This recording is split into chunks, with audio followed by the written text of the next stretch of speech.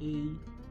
Question 1.1. Various options are provided as possible answers to the following questions. Choose the answer and write only the letter next to the question number. So for an example, this is how we should write it. Like, this is the format how we should write everything for 1.1. Okay.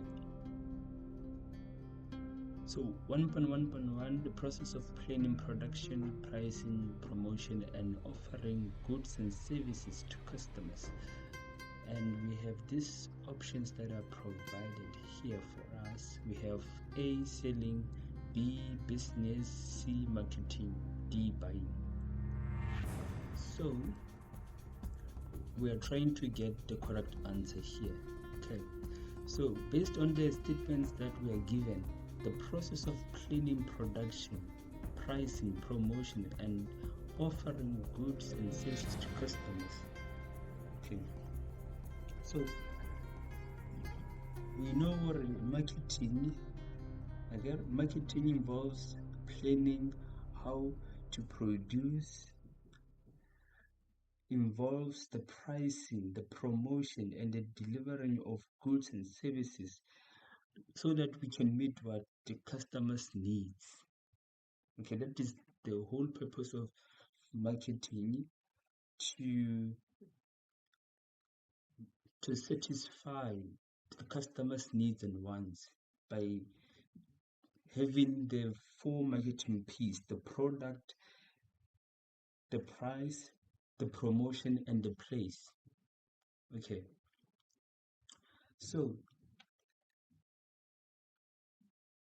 the way you should look at this is that marketing is about understanding what customers want and how to get products to them effectively, so by using the four marketing P's.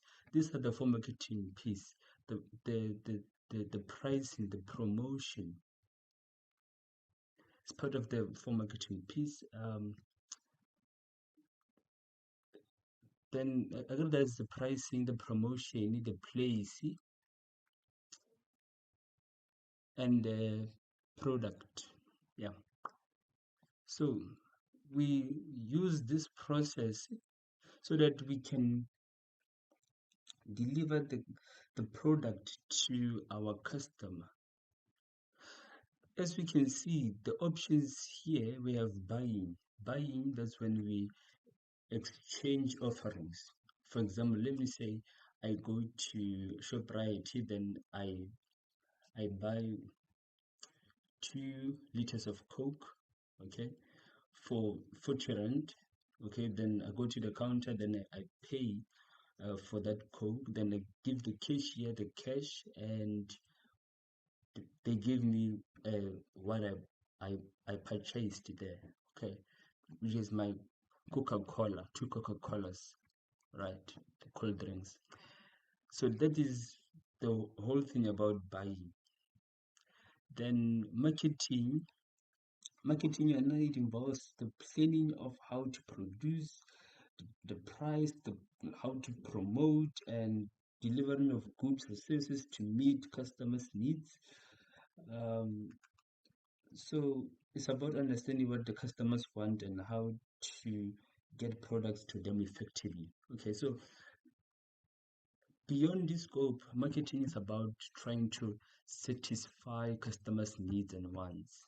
Okay, so we have to make sure our product exceed customers' expectations, because if our product meets or exceed customers' expectations, that means already our customers will be satisfied. But if it doesn't meet the expectation, that means that they will not be satisfied. So business uh, business is wrong because it doesn't involve the planning, pricing, production, offering. This is marketing. Selling is consumer it's not consumer oriented, because selling is when the seller sells for him or herself. So it is currently it is based on selling large volumes of stock, which is sales volume. They're doing that just to sell large quantities of stock, and not necessarily to make a profit, but just for sales volume. Okay, that's why we say it focuses on the seller's needs. It focuses on the needs of the seller. Okay, and the planning is short term based on current product in the market.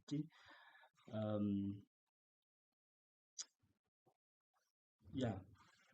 So selling and marketing are two different things. Okay, so selling it focuses on the short term, while marketing focuses on the long term. The management is to make a profit. Correct. Management is profit oriented, and it emphasizes on the customer's wants. Okay, hence we say, or marketing is about understanding what customers want and how to get products to them effectively. Okay, then we use our options here, then we say marketing. We should get it right. Yeah, we got a tick here. 1.2, one of the following factors will influence both the supply of and the demand for an agricultural product. Okay, so on our options, we have increased supply of a product. B, we have the price of a product. C, we have the range of products available. D, we have the cost of producing a product. Okay, let's look at the question again. One of the following factors will influence both. Okay, these factors will influence the supply of and the demand of the products. Okay, the products being offered. So increased supply of a product. Okay, increased supply of a product is not correct.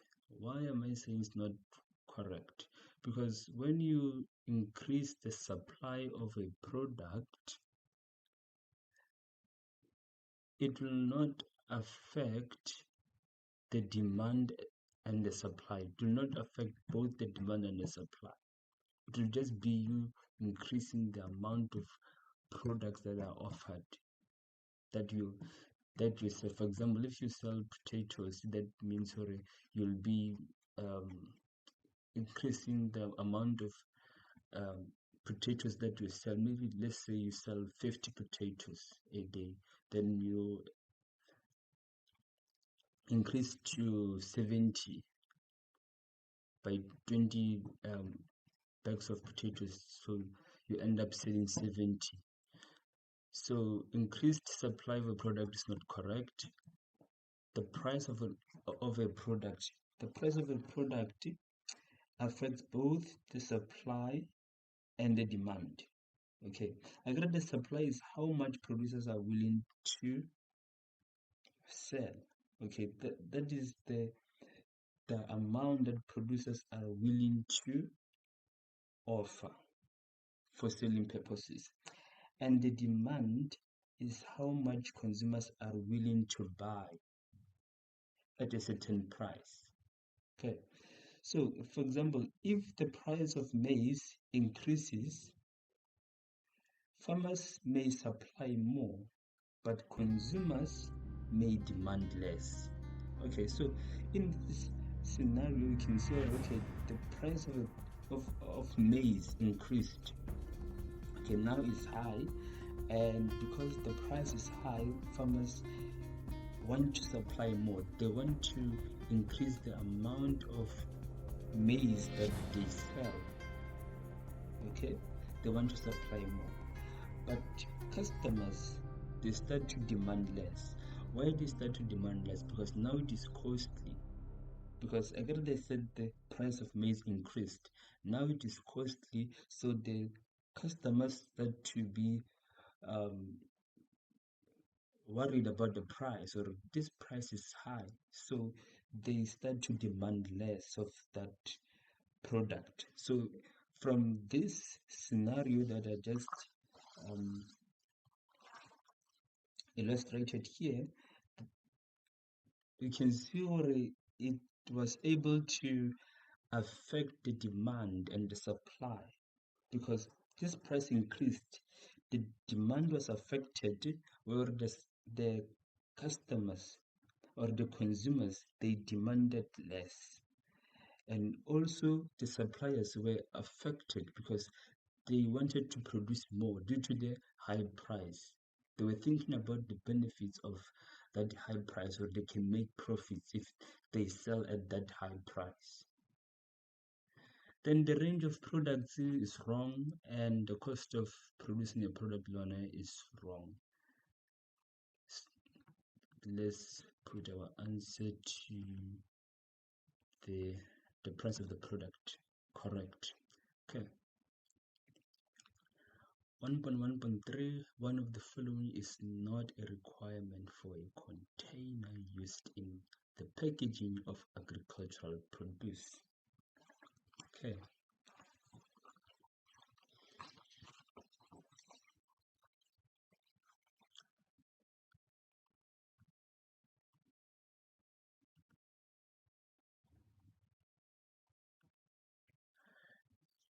We can see where we have the condition here, where the container must be strong and rigid to protect the produce from physical damage. The container must be free from visible signs of foreign growth. The container must transmit foreign taste and odors to the product. The container must be clean and undamaged. So let's go to the required again. One of the following is not a requirement for a container used in the packaging of agricultural produce. Is not a requirement. Meaning here on our options, we have the options that are the requirements for a container, okay, that is used for packaging agricultural produce. And there is certain requirements that are not, or doesn't meet the requirements. Yeah, let's say, or they're against the requirements. Okay. So the container must be strong and rigid to protect the produce. The main objective is to find what is not a requirement for a container used in the packaging of agricultural produce. Okay, so the container must be strong and rigid to protect the produce from physical damage.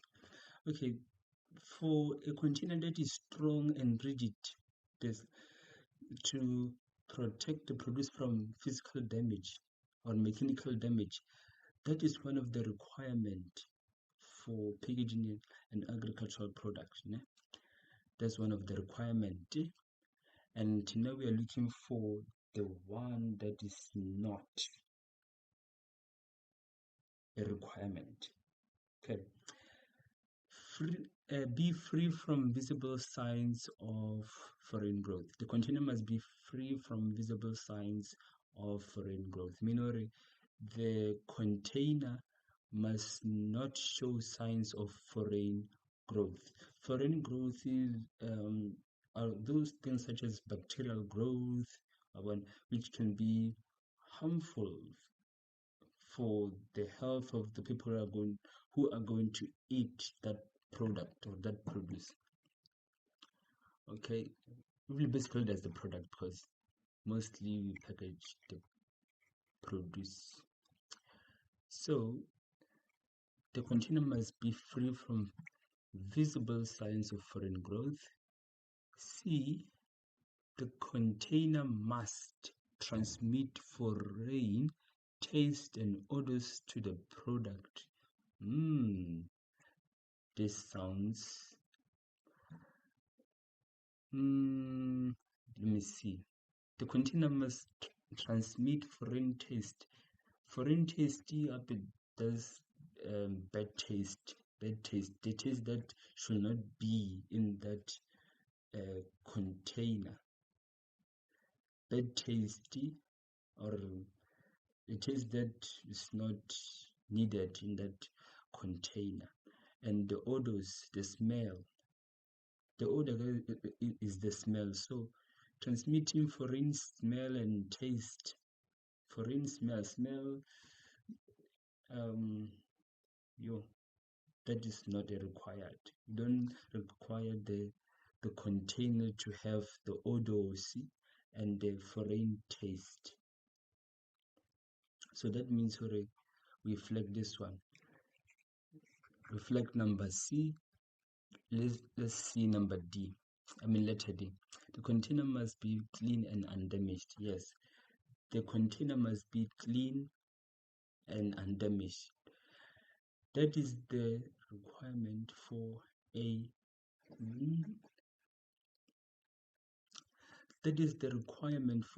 container.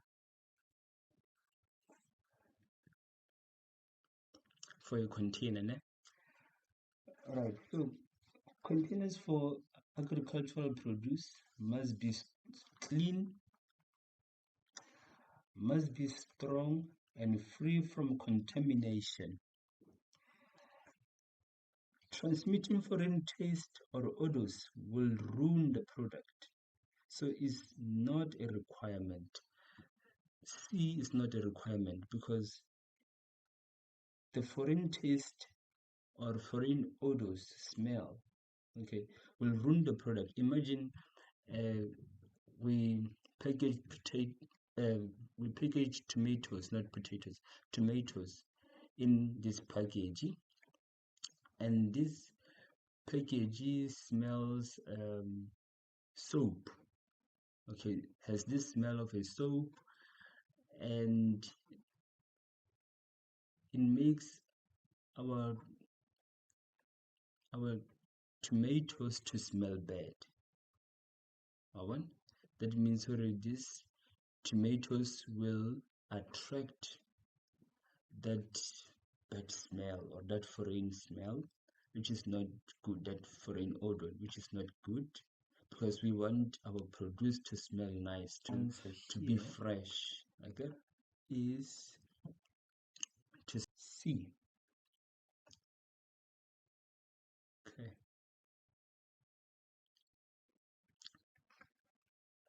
1.1.4, which of the following statement apply to marketing if the supply of produce decreases? Okay, so they want the statement that will apply to marketing if the supply of produce decrease. So, for example, let's say there is this farmer who's selling tomatoes, packages of tomatoes, and was selling 50 packages of tomatoes a day.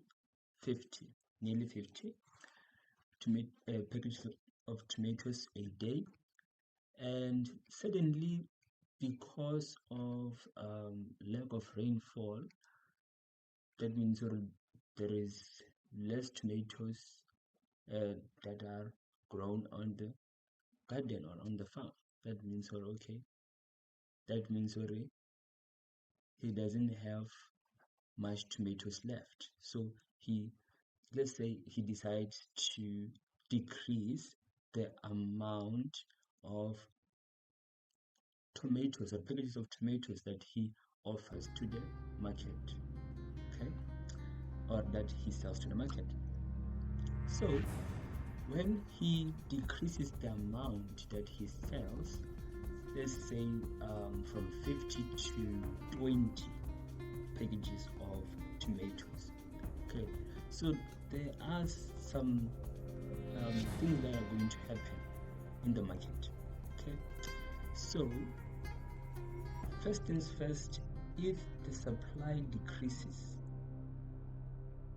the price has to increase. Why the price has to increase? This is because the demand will not decrease. Just because the supply has decreased, the demand will not decrease. The demand will remain the same. Okay? The demand will remain the same.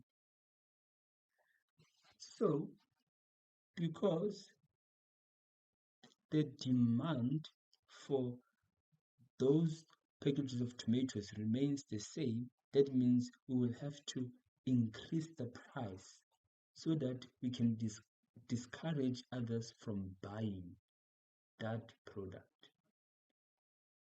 Okay, so that we can discourage others from buying that product. So increasing the price will enable those that are willing to pay more to get that product. Only those that are willing to pay more will get that product. Okay, let's see what else am I missing. Okay, let's look at the statements. The product offered for sale decreases and the price increases. So this is true because the product offered for sale decreases, okay, and the price has to increase, as I've said. So this is true for Roman figure 1. Let's say it's Roman figure 1, yeah. So it's true because less supply will increase the price. The price will increase. Roman figure 2 says the product offered increases and the price increases.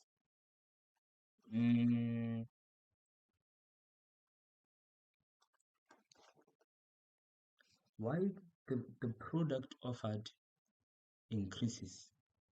Because the product that is offered is being offered by the sellers, and the sellers are those producers. So that's part of the supply. So they can't tell us the supply of a produce decreases and they tell us the product offered increases. Or not, they're trying to play games with us. That means Roman figure 2 is not correct. The supply cannot increase because this question says the supply decreases. Okay, so this one is not correct. Let's look at this one. The price increases and the demand decreases. Yes, the price will increase so that the product start to be expensive, and when the product start to be expensive, those that are not willing to pay more for that product will not buy that product, and thus the demand for that product decreases. Okay. Roman figure 4, the producer is prepared to offer the product at an increased price. That is true. Okay, that is true. The producers charge more when the supply is low. Okay, let me repeat Roman figure 1, 3, and 4. Okay, Roman figure 1, I said it is true because when there is less supply, the prices will rise.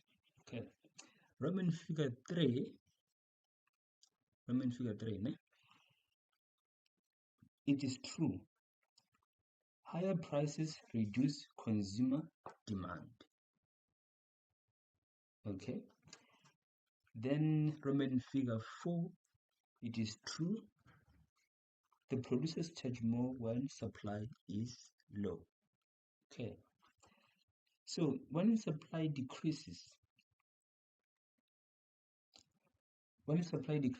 as I've said, for for um, for that scenario where I said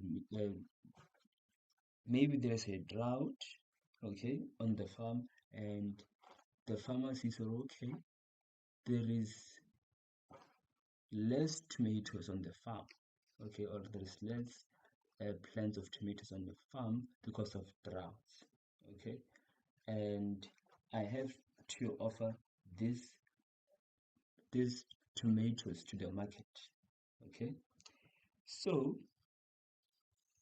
that farmer will decrease the supply because now there's not much produce on the farm, okay, so he or she will decrease the supply.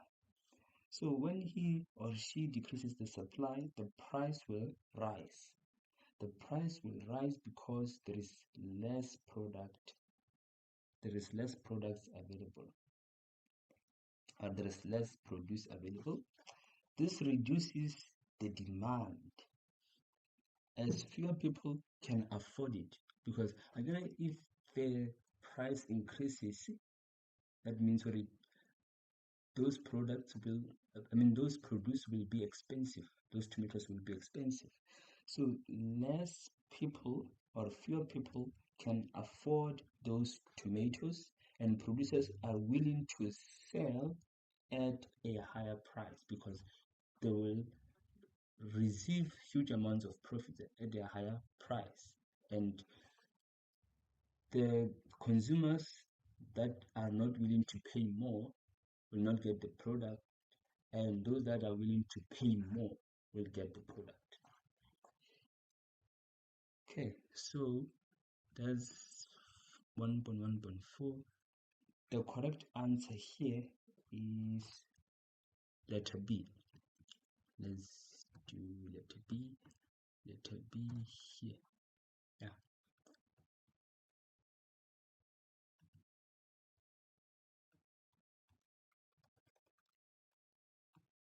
The economic characteristics of land that makes it a fixed production factor. Okay, so we have these options: letter A, found in a specific location; letter B, unlimited, provided it is correctly used; letter C, needs to be combined with other factors to be more productive; letter D, provides raw materials. So land is a fixed production factor, okay, because it cannot be moved to another location.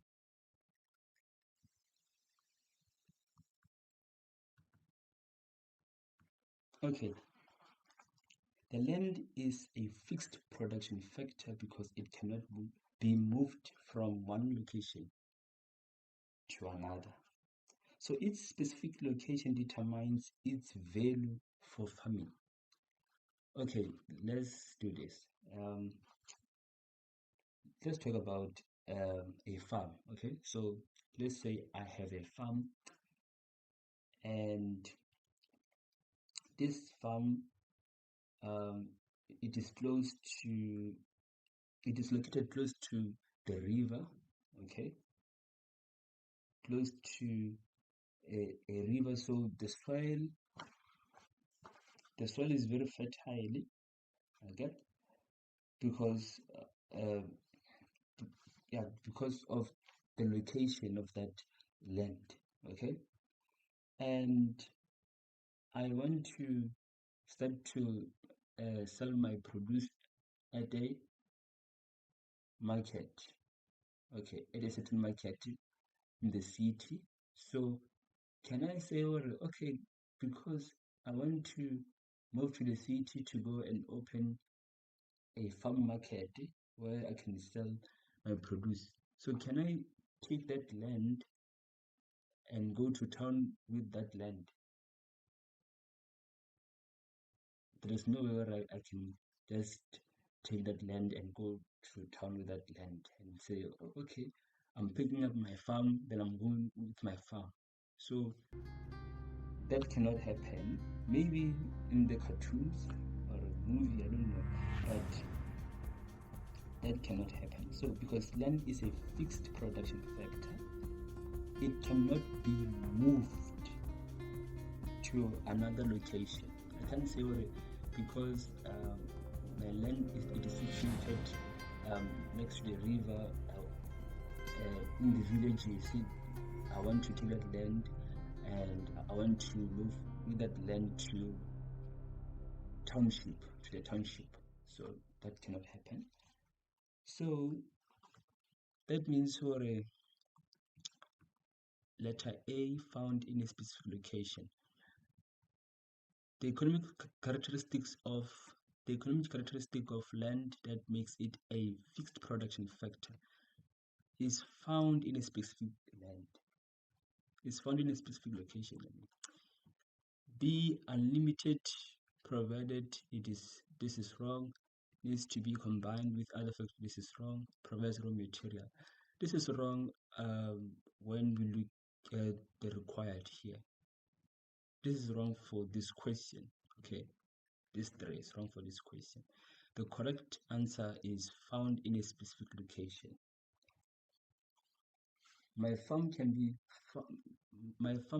found in a specific location and cannot be moved because the land on that farm is fixed and cannot be moved around. Okay. Then we say A, correcto. Cash flow in a farming industry refers to, okay, so here they're talking about the cash flow, money in, money out. Cash flow, money in, money out. So cash flow tracks the actual movement of money that is coming in and coming out of the farm's bank account. That is the actual cash, the cash. Okay.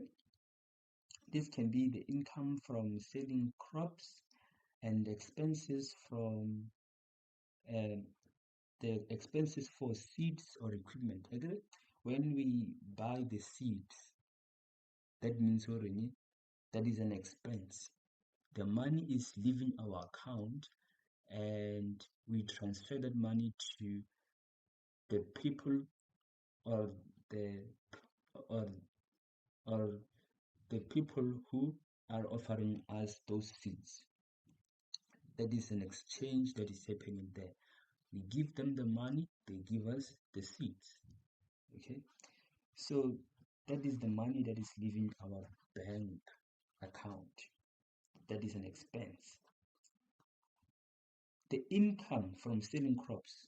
When we sell tomatoes, okay, we give them the packages of tomatoes or the packs of tomatoes, then they give us the money, okay, and that cash gets into our bank account. Hence we say cash flow, that is the movement of money in and out of the farm's bank account.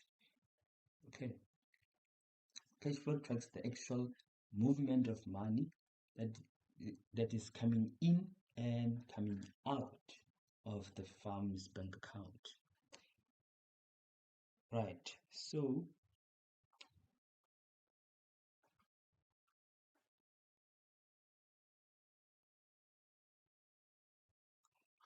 okay, for example, but this is just a practical example.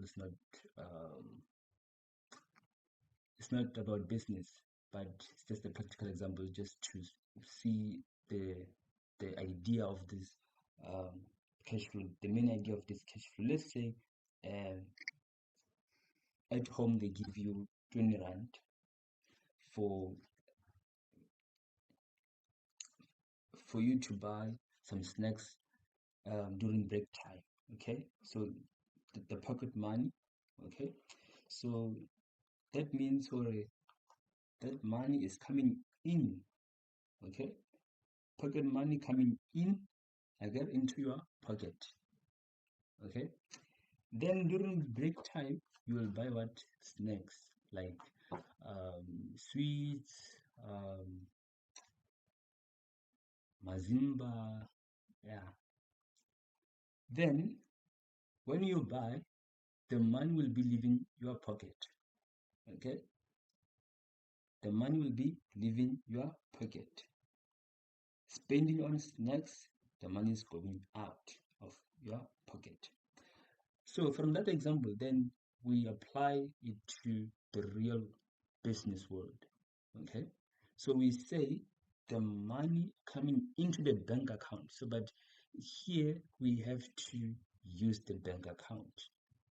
Okay, we use for the cash flow, we use the bank account. The money that is coming into the bank account and out of the bank account, that movement of money, that is what we are talking about. Okay, so let's see. The cash flow in a farming industry refers to the prediction of income and expenditure. The prediction of income and expenditure, a plan on how the farmer will accumulate and spend money. No, a summary of all income and expenditure in a financial year. No, the money that is paid into and drawn out of the farmer's bank account. The money that is paid into, the money coming into, the money that is drawn out, the money that goes out of the farmer's bank account. The farmer's bank account. It has to have the movement of money. I want to hear they're talking about the movement of money coming in, the movement of money coming out of what? The bank account. That is the cash flow. We're going to get this movement coming in and coming out the bank account, the farmer's bank account. That is the cash flow. Let's see, cash flow. Okay, so here there's another explanation. Basically, cash flow deals with the cash. It deals with the cash. It's about the money that comes into the business entity and out of the business entity's bank account. Cash flow refers to the movement of money in and out of the business. It includes revenues from sales. Okay, revenues from sales, it will be that money that is coming in, revenue from sales. Expenses, that is the money going out when we incur costs, when we buy something.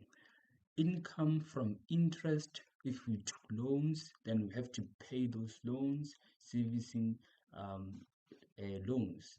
That's when we pay the interest.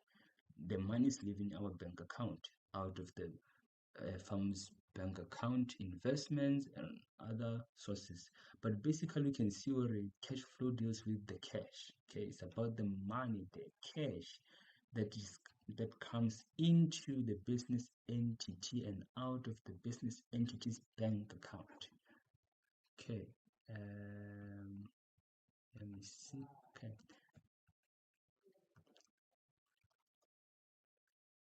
One point 1.7, the Unemployment Insurance Act 2001 deals with the following matters. Okay, so as we can see, we have the payment of workers while they are unemployed for several years, for several months, not years. Roman figure 2, equal treatment of all workers on the basis of gender, race, and economic background. This is wrong. Roman figure 3, payment of female workers who are on maternity leave. Roman figure 4, both the employer and the employee contribute to the fund. Yes, they contribute to the fund. So when they say both the employer and the employee contribute to the fund, so they mean what? The employer, ne? The employer is the person who hired this worker, ne? So he pays for that unemployment insurance fund.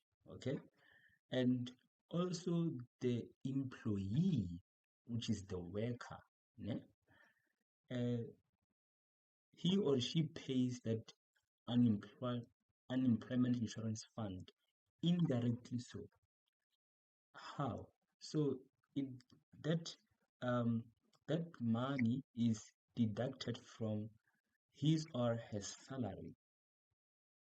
Before that money gets into his or her account, the unemployment insurance money will be deducted from his or her salary. Then the remaining money that is left then will be sent to that employee as the salary, as the basic salary. Okay, so let's see Roman figure 1.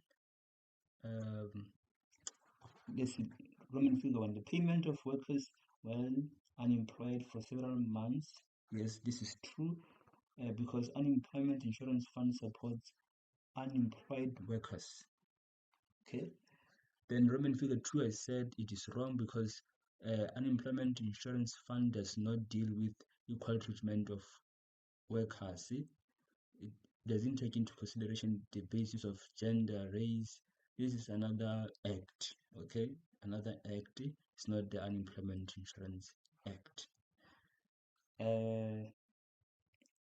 Roman figure 3, payment of female workers on maternity leave. Maternity leave, that's when a particular worker is pregnant, then she has to go to maternity leave. So that unemployment insurance fund will pay her while she's not at work, while she is at home taking care of the unborn baby or the baby that is born, the newborn baby. Right, so this is true because unemployment insurance fund covers maternity benefits. Okay, and then Roman figure 4, both the employer and the employee contribute to the fund. Yes, I said that, or it is true. Both parties pay or they contribute towards this Unemployment Insurance Act. Okay, so the Unemployment Insurance Act provides financial support for workers during unemployment or maternity leave. So it is funded by contributions from employees and employers. Okay, so the statement for Roman figure 2 is not correct. So the rest is correct. This one is not correct because it relates to labor laws and not the Unemployment Insurance Act. It refers to the labor laws that deals with inequality in the workplace, looking at the gender when men are given more salary than women, again, or when then with race, that's when the white people get more salary than the black people while they are working the same while they run the same positions or doing or performing the same tasks. Okay, then that's where they deal with these labor laws, but it doesn't have to do with Unemployment Insurance Act. Okay, so this Unemployment Insurance Act serves as a safety net for workers. It's like an insurance when they are temporarily out of work. Temporarily out of work, that means what? They took some time off, then they will return to work again. Okay, so it's a safety net, is an insurance. Okay, so let's look. Okay, that means for a 117 it is letter A, correct?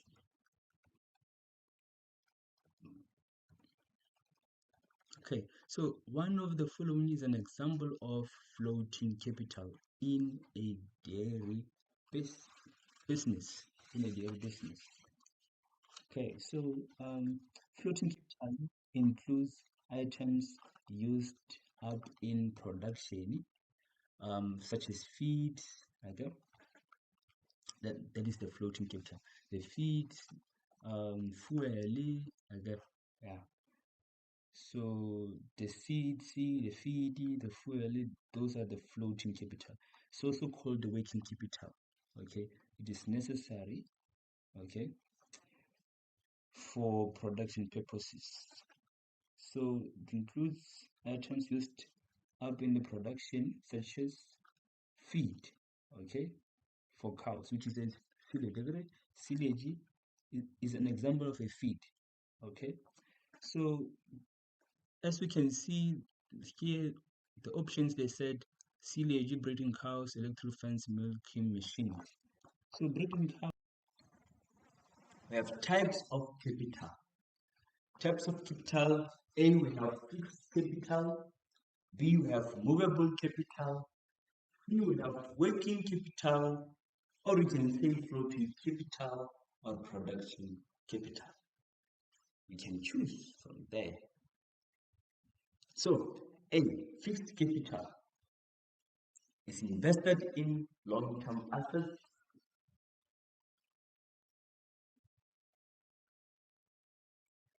These are fixed structures. Okay, these are fixed structures. For example, land or buildings. B, movable capital. Movable capital invested in medium-term assets. For example, we have vehicles, livestock. These are movable assets. C, working capital or floating capital or production capital. Working capital. So it's invested in short-term assets and is available to run daily operations. For example, seeds, feed, or fuel. Then we say, hey, silage. Okay. 1.1.9, the allele that overshadows the characteristics of another allele. Okay, so overshadows the characteristics of another allele. That means that this allele is capable of masking the effect of another allele. That means that the other allele cannot express itself fully, or really cannot express itself, because that that dominant allele will be masking the effect of it. Okay, the difference between a genotype and a phenotype. The difference between a dominant and a recessive gene. So let's start with the genotype and phenotype. Genotype. Genotype is an individual's genetic makeup or genetic composition for a specific characteristic. It's an individual's genetic makeup for a specific characteristic, or is an individual's genetic composition for a specific characteristic. We cannot see it because it is a genetic composition. It is within that person. We cannot see it, but it is inside you. You cannot see it because it is a genetic composition. It is genetically made. So genotype is a genetic composition, we cannot see it. So for example, AA or AA. AA that is dominant, both A's that are dominant, or A that is dominant and a recessive A. A recessive and a dominant A. So it is the genotype. Then phenotype is the physical characteristics of an individual, and this physical appearance of the characteristics is determined by the genotype. So, meaning the phenotype of them, in simple terms, it is the physical appearance, the way you appear. You appear as a person with a brown color. Okay, that brown color is your phenotype, the physical appearance, the physical characteristics that we can see or observe. Okay, the physical characteristics that we can see or observe. So it is the physical appearance of that characteristics of a brown color. And that brown color that we can see is determined by the genotype. For example, let's go back to the genotype.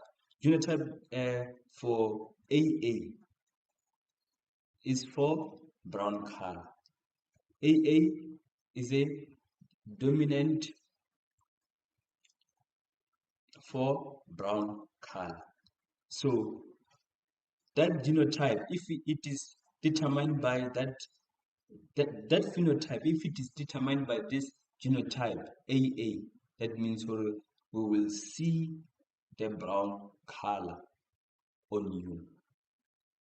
So it is the physical characteristics of an individual, and this physical appearance of characteristics is determined by the genotype. We can see it or we can observe it. For example, red fruit or long horns, that is the genotype because we can observe it. Then, dominant alleles. It is always shown in the what? In the phenotype, because it is superior. It is always shown in the phenotype because it is superior. It can do what? It can mask the recessive allele. It can mask the recessive allele, or it can mask the recessive gene. It can mask the recessive gene. So it is shown by the capital letter A, capital letter B, capital letter D, etc., etc. So that is a dominant allele. Dominant allele. So as we can see, we have AA that are both capital letters.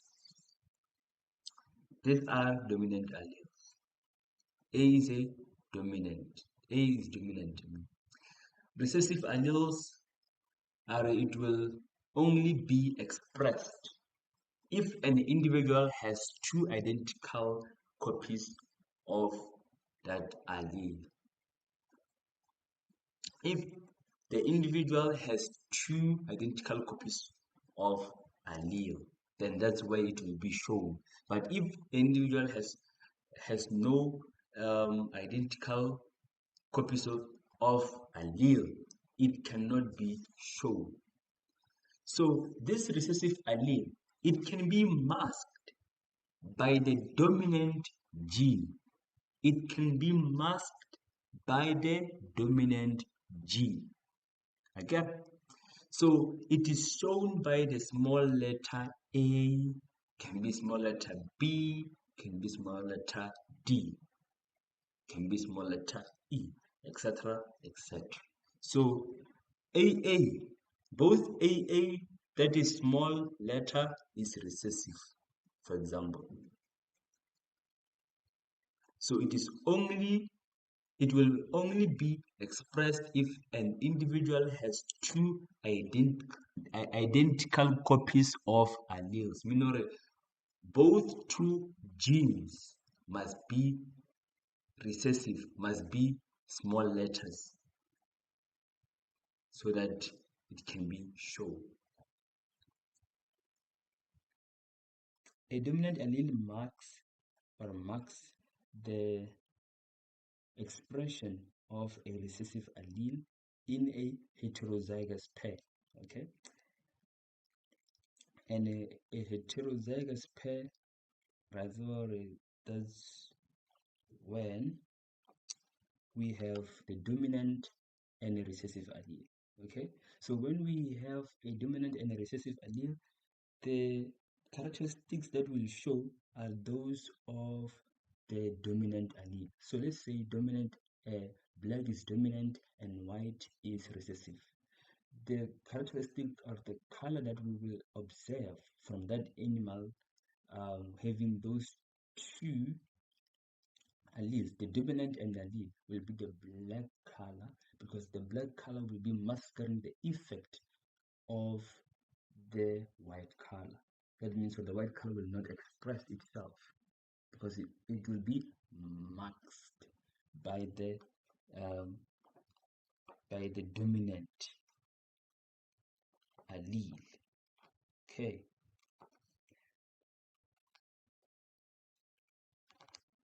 Another example is brown eyes having the dominant allele and the blue eyes having the recessive allele in sheep. Okay, so and this is a heterozygous condition. Okay, so that sheep will have the brown eyes because the brown allele will be masking the recessive allele for blue eyes. Okay, and that we say that allele is dominant. Okay, so that is dominant allele. Dominant. Correct you. Right. Then we will 1.1.10. The mutagen that inserts its DNA into the genome and disrupts the genetic function, causing the DNA to fragment. A, physical, B, chemical, C, biological, D, X, and gamma rays. Okay, so on this question there were some uncertainties because I thought maybe this was a biological, but it was not biological. It was A or B, which is physical or chemical. And I tried to look further for explanations in the book, and the book says that a mutation is caused a mutation is a cause of genetic variation. The mutation can be harmful, neutral, or beneficial. Things that cause mutations are called mutagens, and they are either chemical or radiative. They are usually kind of causing because of most mutations caused are harmful and may produce cancer.